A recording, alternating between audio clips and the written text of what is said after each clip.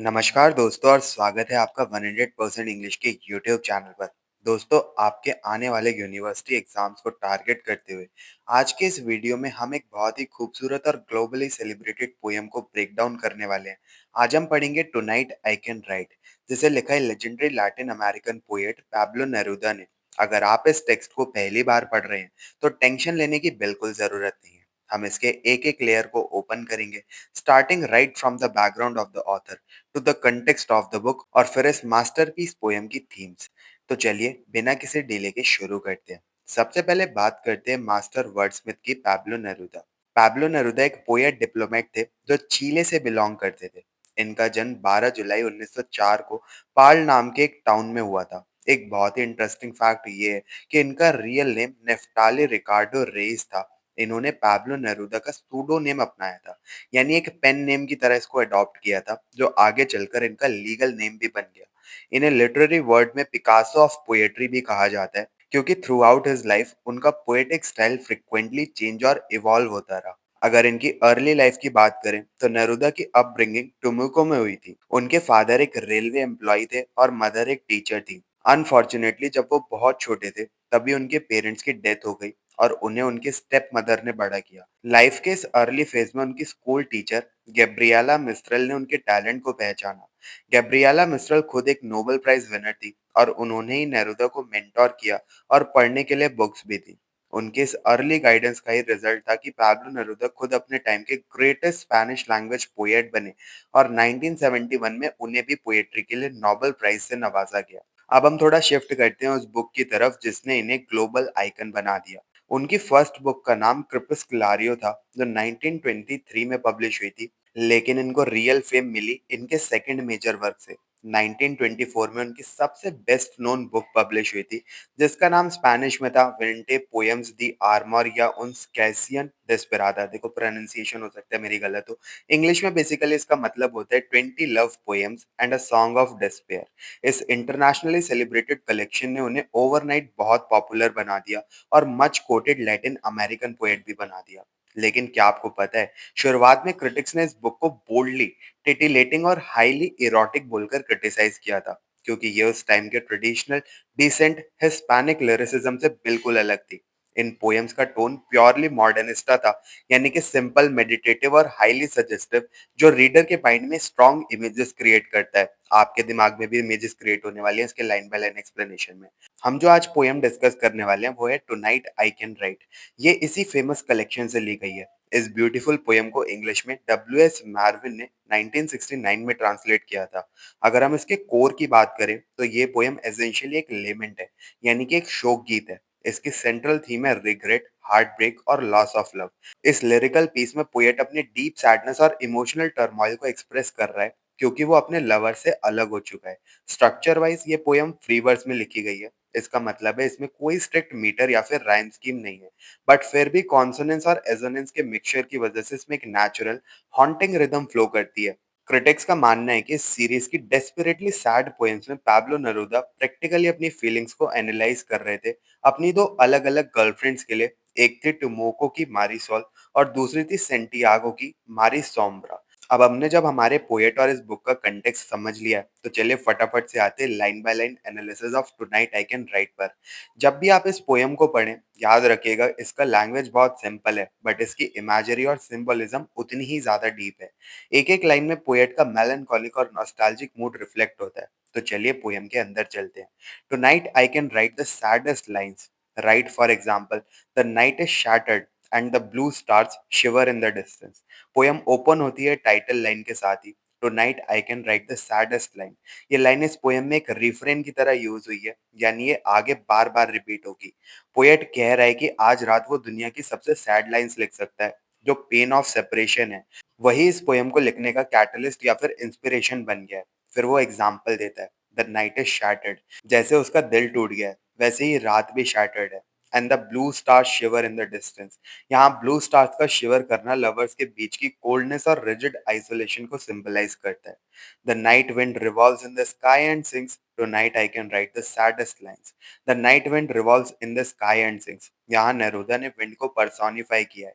हवा आसमान में घूम रही है और गाने गा रही है। ये whistling साउंड एक्चुअली पोएट के अपनी इमोशनल टर्मोइल और रेस्टलेसनेस को दिखाता है और फिर वही रिफ्रेन रिपीट होता है, tonight I can write the saddest line, जो पोयम के मेलंकोलिक मूड को और स्ट्रांगली एस्टैब्लिश करता है। I love her and sometimes she loved me too. Through nights like this one, I held her in my arms. I kissed her again and again under the endless sky. यहाँ से memory का खेल शुरू होता है।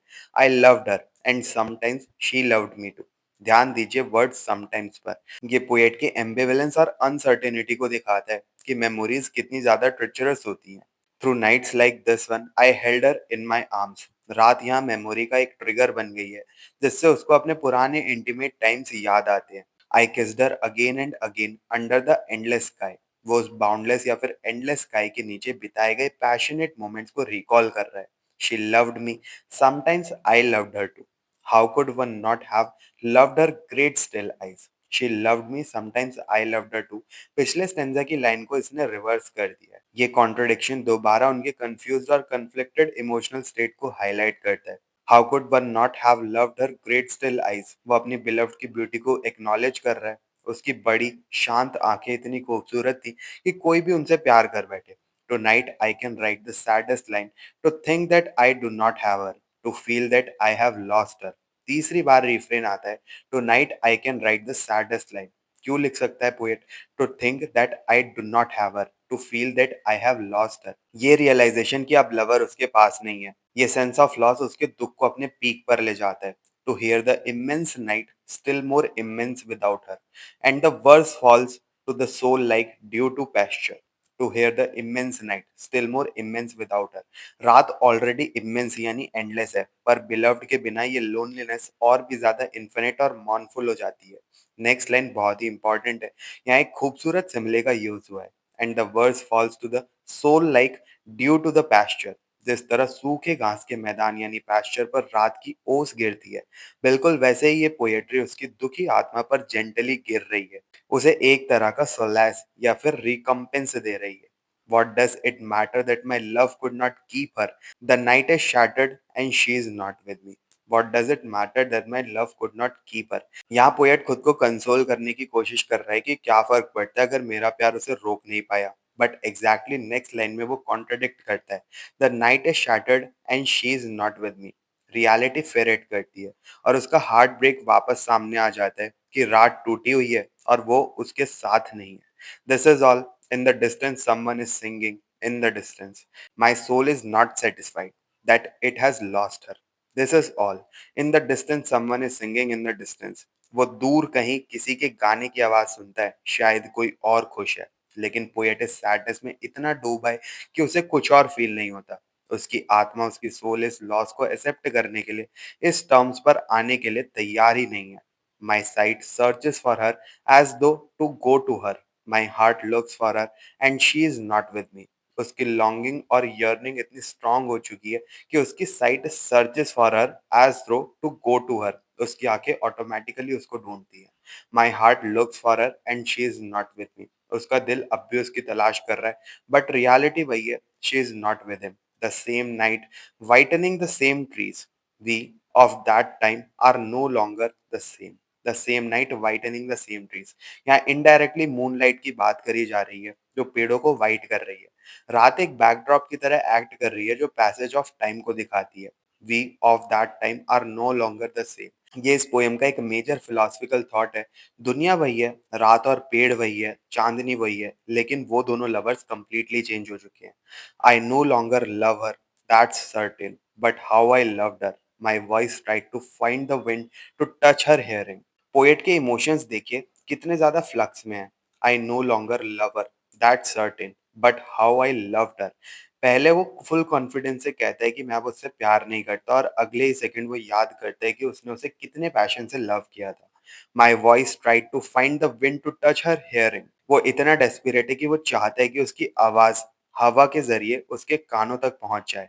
यहाँ नरूदा ने deliberately census imagery को यहाँ पर मिक्स किया है। Another's, she will be another's, like my kisses before. Her voice, her bright body, her infinite eyes. लेकिन फिर हार्श रियलिटी स्ट्राइक करती है। Another's, she will be another's, like my kisses before. उसे याद आता है कि अब वो किसी और की हो जाएगी, बिल्कुल वैसे ही जैसे पहले उसकी थी। हर वॉइस, हर ब्राइट बॉडी, हर इन्फिनिट आइज। अपने दिमाग में वो अभी भी उसकी फिजिकल ट्रेट को, उसकी आवाज, उसकी बॉडी, उसकी डीपली इन्फिनिट आंखों को विविडली याद करता है। I no longer love her, that certain, but may be I love her. Love is so short, forgetting is so long. वो खुद को तसल्ली देने की कोशिश करता है कि प्यार शायद खत्म हो गया है, पर उसका दिल उसे झुठला देता है और वो कहता है शायद मैं अभी भी उससे लव करता हूँ। और यहाँ आती है पोएम की सबसे आइकॉनिक और universal line, love is so short, forgetting is so long.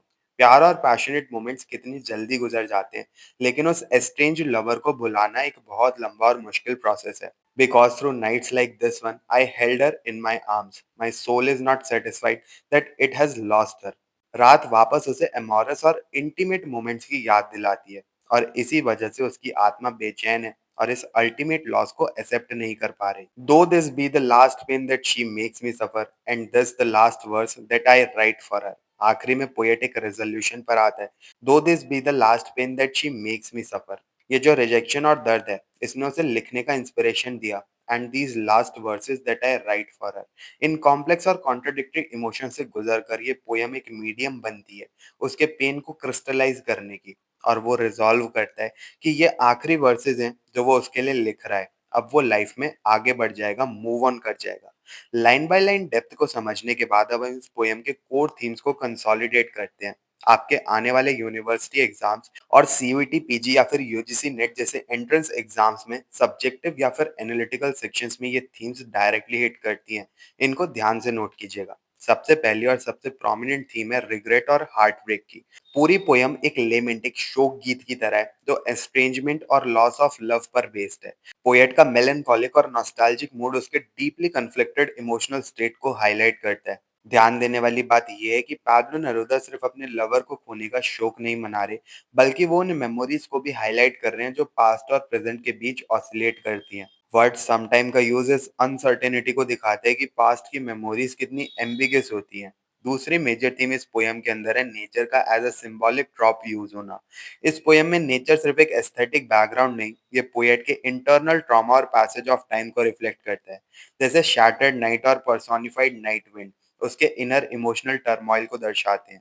रात एक मेमोरी ट्रिगर बन जाती है जो पुराने इंटीमेट मोमेंट्स की याद दिलाती है और साथ ही आइसोलेशन की इमेंसिटी को भी बढ़ा देती है। वहीं same night whitening the same trees passage of time को दिखाता है, ये बताते हुए कि दुनिया तो वही है, लेकिन वो दोनों लवर्स ड्रास्टिकली चेंज हो चुके हैं। तीसरी थीम इस पोयम की सबसे फेमस लाइन से आती है, love is so short, forgetting is so long. ये लाइन दिखाती है कि लव का इम्पैक्ट कितना प्रोफाउंड और लास्टिंग होता है। एक पैशनेट लव अफेयर को भुलाना एक बहुत लंबा और मुश्किल प्रोसेस है।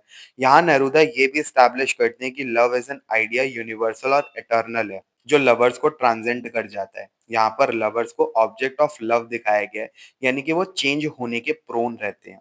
और आखिरी मेजर थीम है transmuting pain into poetry. Poet की आत्मा तो बेचैन है, टर्मोइल है उसके अंदर, लेकिन उसका दुख ही उसे पोएट्री लिखने की प्रेरणा देता है। जैसे ओस यानी ड्यू घास यानी पैस्चर पर गिरती है, वैसे ही पोएट्री उसकी दुखी आत्मा को एक जेंटल रिकम्पेंस देती है। पोयम एक फ्लक्स ऑफ कॉम्प्लेक्स इमोशन से शुरू होती है, लेकिन एंड में पोएट अपने दुख को पोएट्री के थ्रू क्रिस्टलाइज करके मूव ऑन करने का रिजॉल्व लेता है। क्रिटिक मार्जोरी एगोसिन कहती हैं कि ये पोयम स्पेनिश अमेरिकन मॉडर्निज्म से आगे आने वाले सर्रियलिज्म फेज का एक रियल ट्रांजिशन पॉइंट मानी जा सकती है।